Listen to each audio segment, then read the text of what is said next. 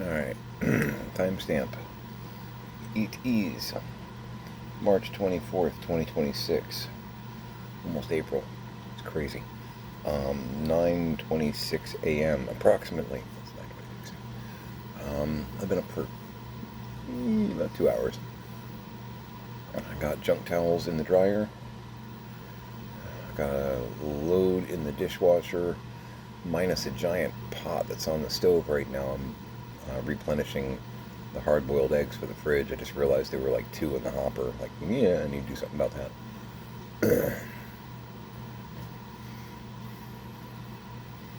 It's one of Tiny's go-to snacks, and I'm not going to deny hard-boiled eggs as a snack.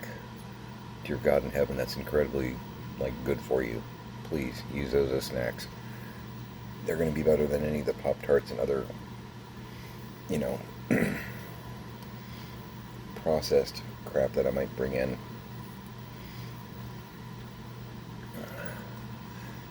Dropped off 9 packages yesterday at the post office. Yes. This is good. eBay was nice over the weekend. It's going to help replenish from the Luther, who is doing pretty well, apparently. He's peeing a lot, but he's peeing. For those of you who missed our dilemma, we had a medical emergency last week. Luther, one of Pix's cats, we caught it day 1. He was starting to have a kidney infection issue and was not good. But and I lost one of my guys a few years back, Hoodoo, because we caught it on probably day 3. Kidney things with cats, especially male cats, if you don't catch it early. With Hoodoo, there was the option of spending around $3,000 to attempt to do procedures and whatnot. And the vet, who we trust, was like, we can do that, and there's about a 10% chance of recovery.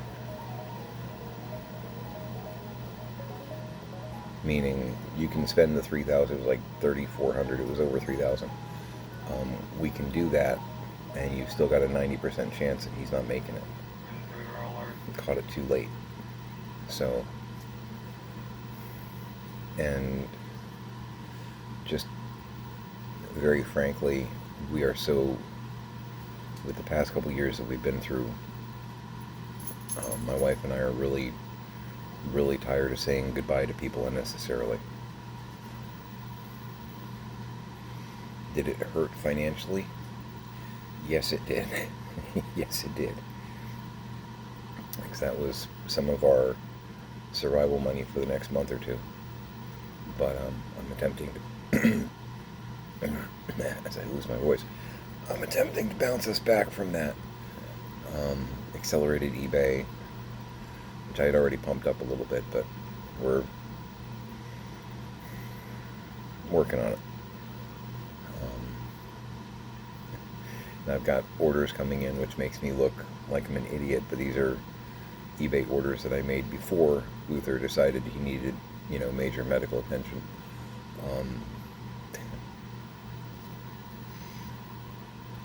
Kid. But we went to Aldi, picked up just some, what for us are basics, like coffee creamer. That's a basic around here, because, coffee is life. It's like Spice and Dune, we are doing a investigation, an experiment, if you will, because I think Alex is like having a little bit of coffee with his creamer, which you need to tone it back a little bit there, pal. They still have in stock, and I'm guessing it's like a winter Christmassy thing, a sugar cookie creamer, flavored sugar cookie creamer. It's pretty good. Alex really loves it. But they're clearancing it because, it's probably stock from Christmas, so they're like, get this out of here. It'll still keep for a while, but, you don't want Christmas items on the shelf in March. you're trying to get your spring stuff on the shelf, not your winter. You know what I mean? Just from a retail, psychology standpoint. Um, so I picked up 2 bottles of that and a bottle of hazelnut, which is one of his other favorites. Tiny has recently announced that coconut creamer is fantastic. And Tiny doesn't drink nearly as much coffee as Alex and I do. So I got a bottle of that for Tiny. Got a Rogue Hair. Be gone. And I got a replacement bottle of the sweet Italian cream, which I love. I've got a little bit left in my bottle, but only a few mugs worth. Exactly, and then it's gone. So I got 1 for me, 1 for Tiny, and basically 3 for Alex. And I want to see who runs out first. Now, Alex does drink more coffee than me, but if Alex burns through all 3 bottles before I burn through my Italian, kid, we gotta talk. You know what I mean? So,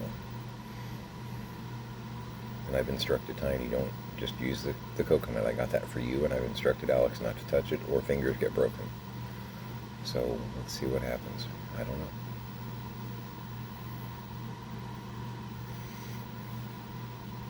Maybe I'm wrong. I don't think I'm wrong.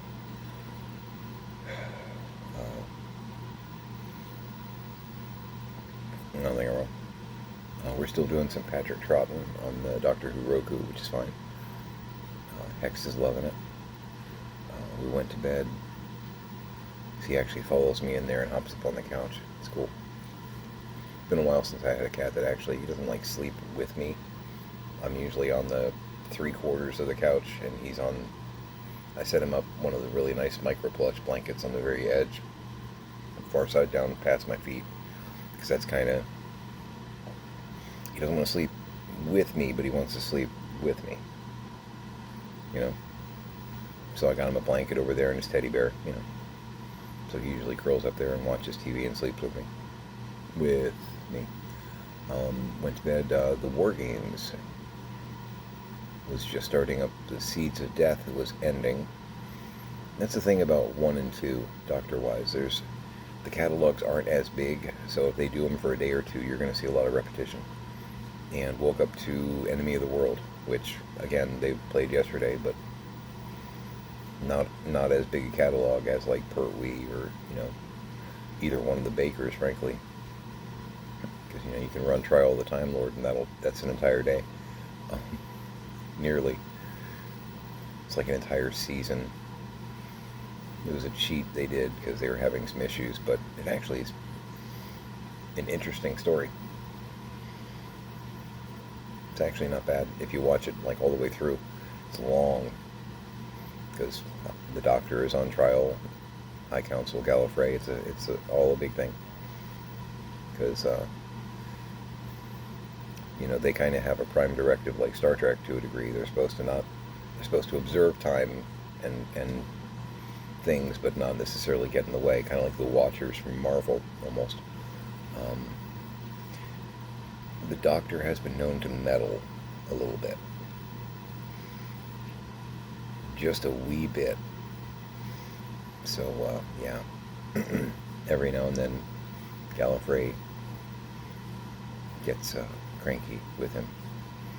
And this time they turned an entire season of Doctor Who into he's on trial for meddling, genocide, all kinds of other, stuff that, he might have been there when stuff happened. It actually plays out pretty well. It's interesting. A little clunky here and there because of what they tried to do, because they used a lot of stuff from previous episodes, but interesting.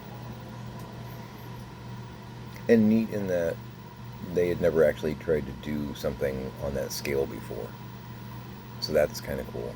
I mean, the War Games is a pretty long one for Patrick Troughton. There are a couple of the Key to Time series you could argue. That's an entire season, which is a story arc. And they've done some other interesting storylines that, played through as, subplots over many episodes. But, It's different. It's different. An actual, like, courtroom drama. But yeah, so we're doing, it looks like we're doing the entire Troughton catalog again today. I just passed through picking something up in the living room, and it looks like Enemy of the World is probably near the end, because some of the Troughton ones are longer. War Games is pretty long. Tomb of the Cybermen, I think, is kind of long. Got to watch some of that yesterday. It's a good one. It's a good one. As far as, like, classic Who. Hey, buddy, we were just talking about you. Gesundheit. My sinus cat. I woke up incredibly congested. A little bit of heart palping. I'm not sure. I know it's probably panic attacky. But part of me is wondering if, like, the congestion is causing shortness of breath, which is causing my brain to go, oh no, I don't have oxygen, which is triggering panic attack. It's a theory. I don't know. I'm new at this. I don't like it, but I'm new at this. But yeah, so the eggs still have about 20-30 minutes. When they're done, I'll rinse out the pot real quick, hopefully without scalding myself, throw in the dishwasher and start running that, because there's still room for that pot. The bottom rack, everything else is already filled, packed out, and all that. I'm trying to move from my solid B game to my A game again. Feeling a little bit more energized, less fatiguey. I know a lot of that was stress, which still under stress, mind you, but there's a lot riding on everything I do. So, no pressure.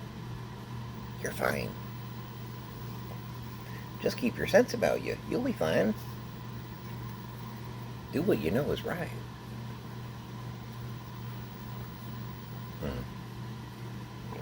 Oh yeah. Anyway, finished off last night with a delicious pot of Harry and David. Still not sponsored. I've got an amazing viewership. It's very small right now. That's okay. I mean, my dailies are kind of almost a science experiment more than I'm trying to become a professional YouTuber.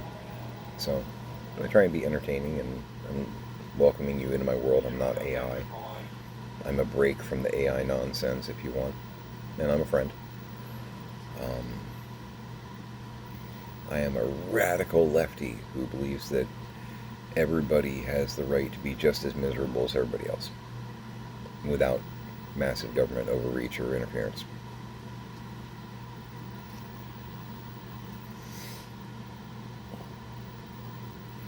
So if that makes me woke, sure. Yeah, whatever. Been watching Star Trek and Twilight Zone since I was a wee lad. I started watching Doctor Who when I was 12. And if you are a fan of those three shows or a combination thereof, chances are you're probably a lot more open-minded and, dare I say, liberal. It's become like a dirty word. You know, but you're probably a little bit more liberal and open-minded than people that, you know, aren't. I still think that's really interesting. I saw, I mentioned this once before, I saw they had done like a psychology poll of essentially you're in a crisis situation, in front of you are two cosplayers. One is dressed as a Star Trek character, one is dressed as a Star Wars character. Which one do you trust? And apparently 94% of the people said the Star Trek character.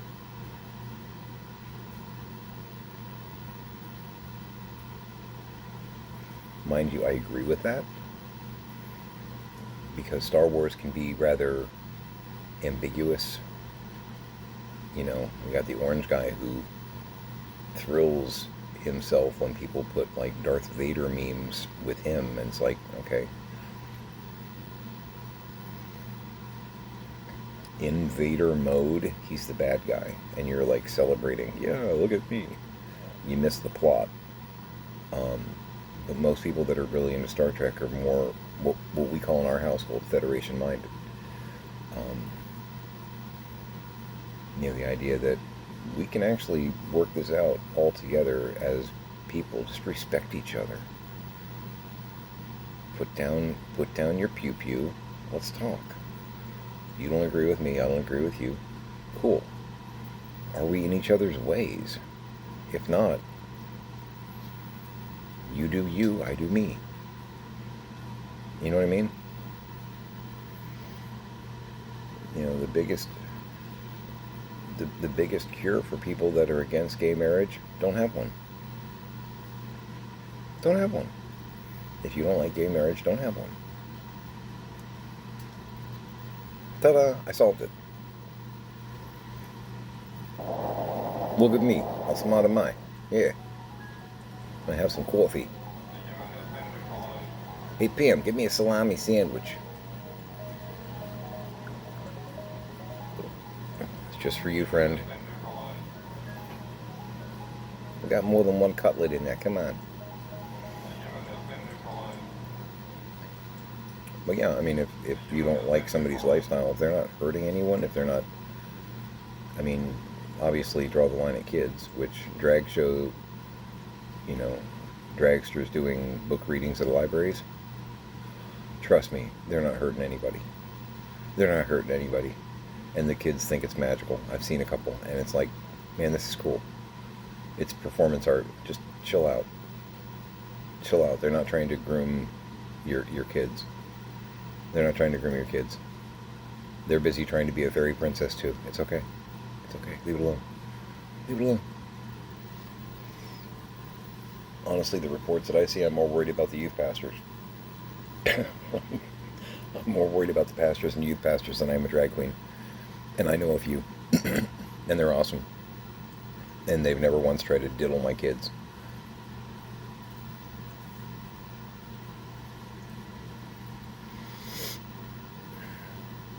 Bear in mind, I grew up in an organized religious group, church and whatnot.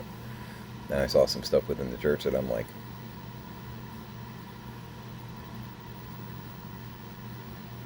that's a little shady, So, no, don't even. I can speak from experience. I don't have to touch the doll. I was never touched, just to be clear. But I observed some things that, now that I look back on them, are kind of, as the kids would say, a little sus, a little sketch.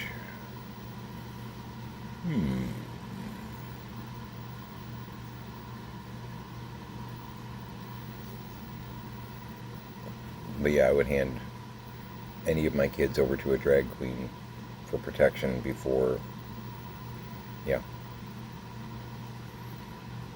they're going to keep them safe and probably get some great makeup tips.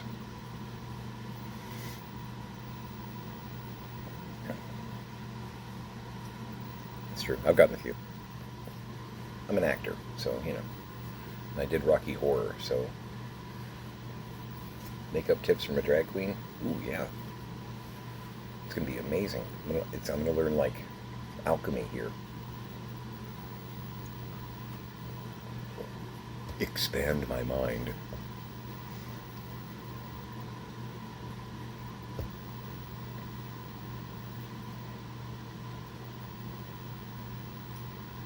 On that note, still not AI. That wasn't like an hourglass turning. It was I'm going to mention this. For those of you who are wondering, because this comes up frequently, I am, was it a cis male? Right? Het, whatever. But I am very rainbow friendly. Grew up doing theater. I'm a writer. Yeah, no, I'm an ally. I'm an ally. Again, I believe you're allowed to be as miserable as I am. It's a matter of perspective, mind you, but you get the point. So I'm trying not to be miserable.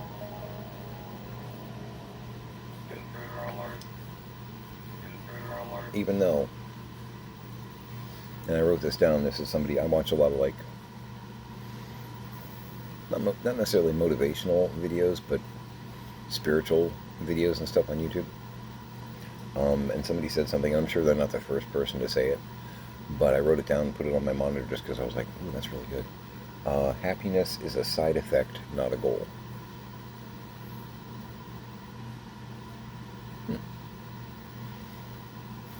Because you can pursue happiness, but more often than not, you're pursuing stuff, which it's superficial, doesn't necessarily do anything long term. Do what you enjoy doing, and the happiness kind of happens. It's a side effect, not a goal. I was like, that's...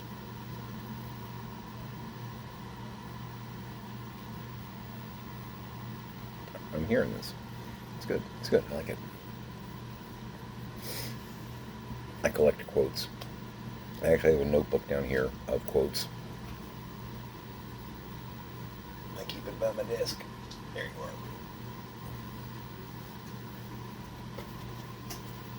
Quotes and wisdom.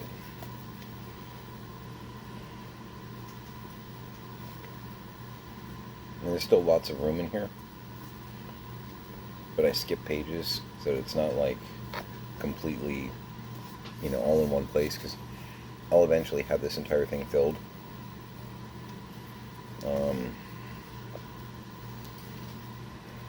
We shall do a reading.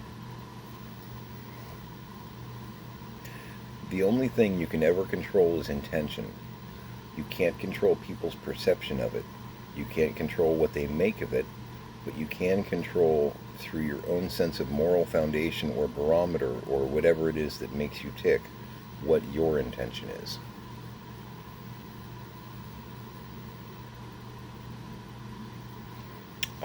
Rather wise man named John Stewart. Not the Green Lantern, the other one. When I hear really good stuff, though, I'll like replay, pause, jot down, replay, pause. Then I won't be able to get it back in my little bookcasey thing here. Part of the game I play, Eventually this won't be here because I've got a rolling kitchen cart with some gear, my tower on top of it, monitor on the bar. This isn't, the way this is going to be long term. This is temporary because of what we're doing here. Got to refill my coffee. Or, fun size, if you're watching, got to refill my coffee.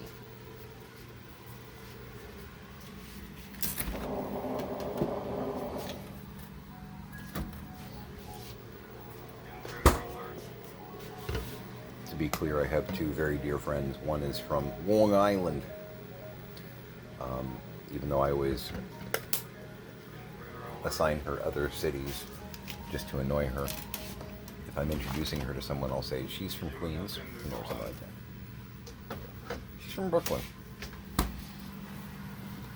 And that's mostly just so that I can hear her go, I'm from Long Island.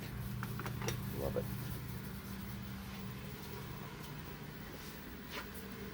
And I have another dear friend who is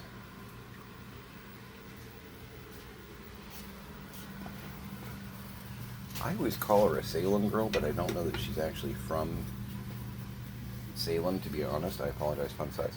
But I know she's from, like, Massachusetts, Connecticut. Because they have a lot, accent-wise, in common. But I know she has a lot of decorative things in her life that are commemorative of Salem. So that's what sticks out in my head. And you get her on a roll and she sounds like, Mark Wahlberg's sister. So she's just a delight. Fantastic human being. I love her to death.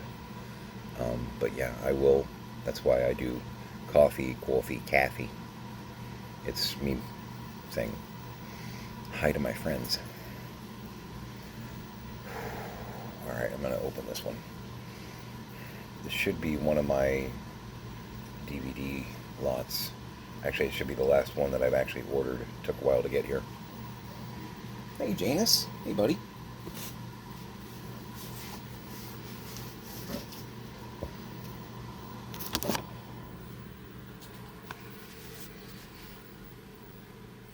What's going pal? You okay? Yeah? Yeah? Okay. Yeah.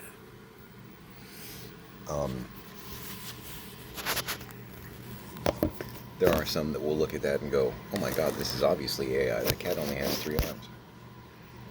He's a tripod. Found him kind of damaged and abandoned around here. And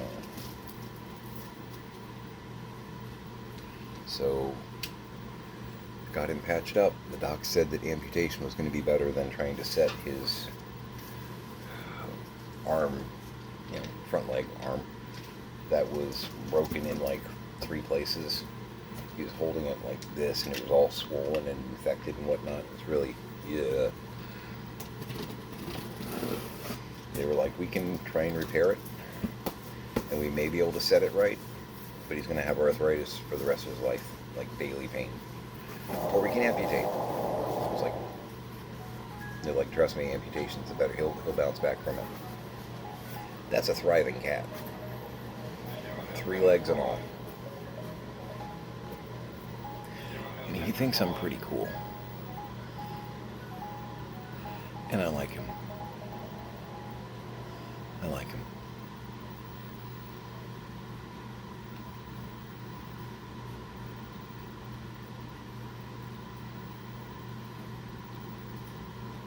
I believe in second chances.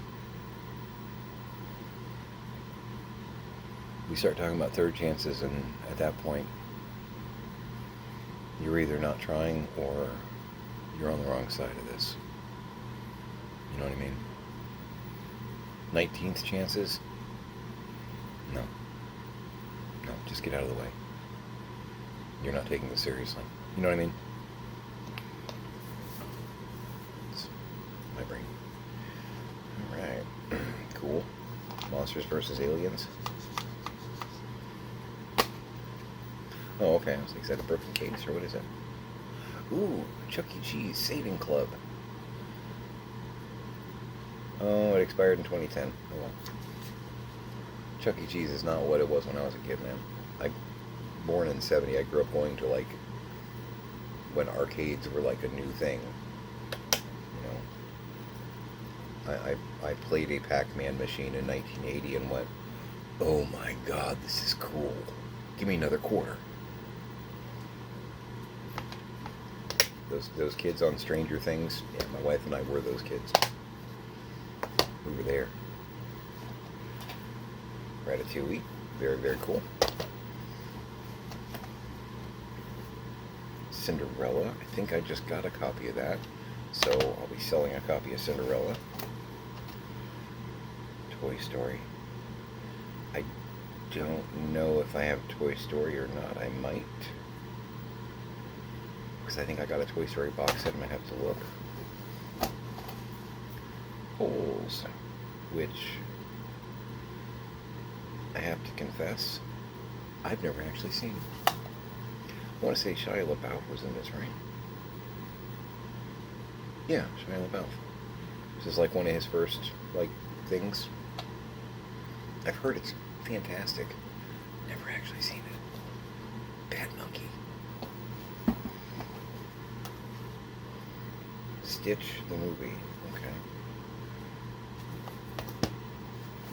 Bought a kids movie DVD lot for, like, I want to say it was like just under 30.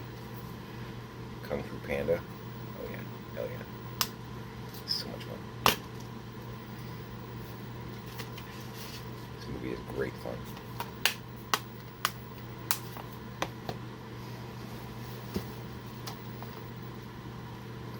Sophia the First. Disney Junior.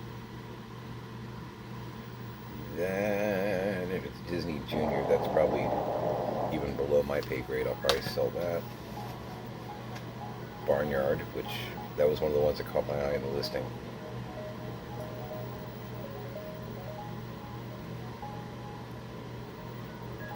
Barnyard's way too funny. 8 Below. Don't know that I've ever seen that either. It's got huskies.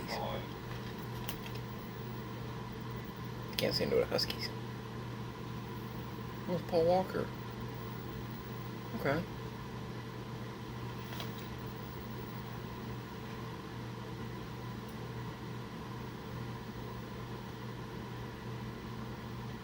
So, like, Fast and Furious?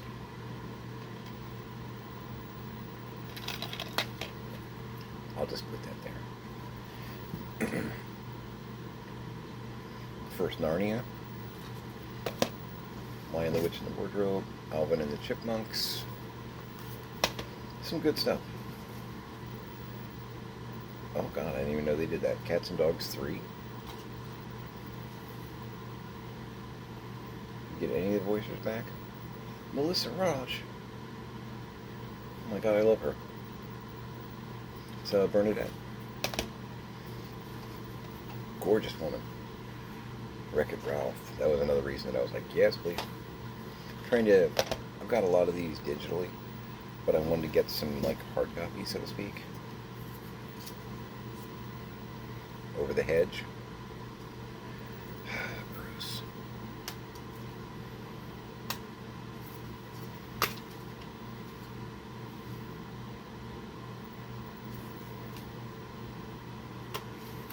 Sad what's going on with him.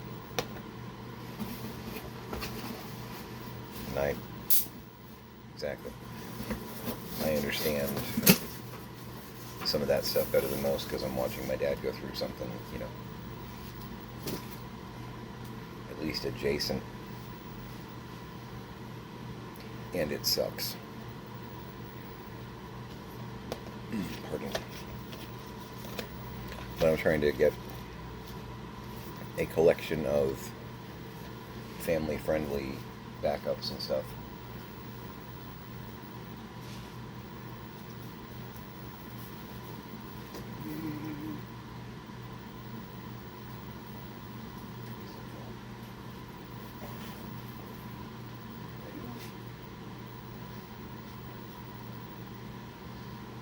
Check on these though. Sophia the First, that's probably going to be a little too young for me, just because the Disney Junior thing makes me go, ah, no. Thank you for your order. We check every item when we receive it, and again before we ship. With DVDs, it's hard because many of them are old and we can't. Okay, your punctuation got weird there. It's an apostrophe, not a semicolon. You don't use semicolons that much anymore. I mean, it's effective if you want to do a conjunctive sentence but don't want to do an and or a but. Sorry, the whole English teacher thing coming out there. You're welcome. We can't watch every single movie, so we spot test them. There it is. I passed the test. We also clean every DVD. Please note that surface scratches on DVDs do not affect play in any way. Enjoy your DVD. Is it? Or do I only enjoy the one that you labeled with this? Enjoy that one. The rest of them, hate them. I would have put an S there. Or even a parenthetical S. Enjoy your DVD. Is it plural? Again. What are you, an English major? Yeah. Yeah, actually, I am. Oh. I think I have a box set with Toy Story, so I may be able to flip that. Cinderella, I think I got a copy of that, and one of the other this is my 4th lot of DVDs, I think. That's right, I was letting my bass show there. Yes. Beautiful. Anyway, but yeah, the gist is such a fun song by Yellow, I think it was. Yello. Been played in so many movies now. I think one of the funniest applications was in Secret of My Success, Michael J. Fox. funny sequence using that song. That was free. Um, but yeah, I've got. This is the first one I've gotten where I didn't get a copy of WALL-E. Yeah, this is the fourth because I've gotten 3 copies of WALL-E. Because I had a like internal joke that every one that I get has a copy of WALL-E in it, and 2 of them had Finding Nemo. But everyone so far up till now had a WALL-E in it, so 3, because I've got 2 WALL-Es basically to sell. True story. So yeah, this is my 4th and final until we're in the clear financially. I've got a few. I put up the SpongeBob lot. I don't do SpongeBob, sorry. His laugh makes me want to like throttle the voicer. It's effective because it's supposed to be obnoxious and weird, but makes my spine homicidal. I mean, you know, like just no. So exactly, yeah. I got like a 3-disc set of I think the entire season 1 and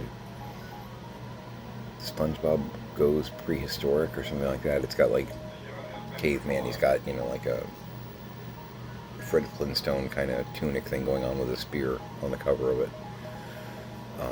Reselling that. Not in my house. It's like some people in Barney the Dinosaur, you know, the whole not in my house philosophy. You know, nope. Nope. But yeah, got a few DVDs to resell. I won't make all my money back on them, you know what I mean? But it's okay. Honestly, with what I'm reselling, I'll probably make half of what I spent on the DVDs back, which that's acceptable because I got 40, 50 discs over there. More than, honestly, because I got a Scooby-Doo lot that had like 12 DVDs in it. A couple of them were like season 1, season 2, which I don't actually need. I have the whole box set of Scooby-Doo, Where Are You? But it had like some of the movies, which, cool. Including Scooby-Doo Meets the Globetrotters. That's important American film history there. That is a landmark moment. If you're Gen X, you understand what I'm talking about. Gotta have it. I think I also got Batman and Robin, which also required viewing. Scooby-Doo meets Batman and Robin. You gotta have it. You gotta have it. So, I'm going to play with my eggs here in a minute. I am going to, because we may have rain coming in this afternoon, I'm going to do some more work out by the frog pond out front, or out back. It's a swimming pool, but it's a lovely shade of green. Suddenly hear Andy Hallett singing in my head. Did a great job with that song. I mean, I like Kermit's version too, but Andy Hallett, man.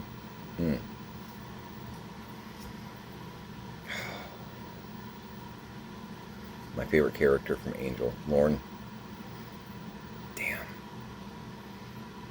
Love that demon. But yeah, I want to make sure that I've got everything that could get wet covered. I'll do what my dad didn't do there and see what I can bang out. I didn't get anything done yesterday because stuff with picks, but that's okay. I didn't expect I was going to see if I can do some more damage out there. Then I'll shift gears and get into the garage and see if I can make some more room in there. Damn it. So, 1 brick. Alright. Hug your parents. Hug your kids. No, really. Hug your kids. The world we're leaving for him is a little sketchy. Make it a great day.